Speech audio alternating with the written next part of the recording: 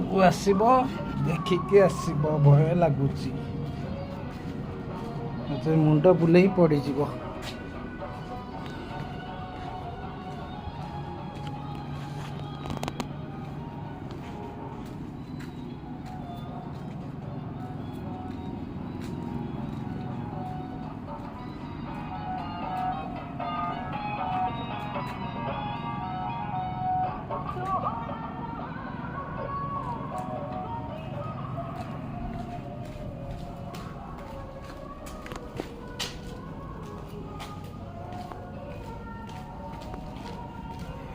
ପରିଷ୍କାର ହେଇଯାଇଛି ଯେହେତୁ ଲୋକମାନେ ଆସୁନାହାନ୍ତି ଠିକ୍ ଅପରିଷ୍କାର ହେଇଯାଇଛି କିନ୍ତୁ ବେଶ ଗୋଟେ ଅଲଗା ପ୍ରକାର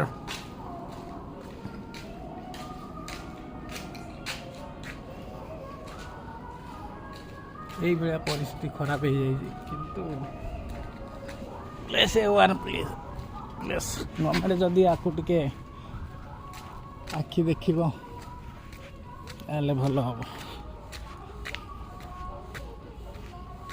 ମୋ ଗାଡ଼ି ସେଠି କୁକୁର ଜଗିଛି ଯେମିତି କେହି ଆସି ନ ନେଇପାରିବେ।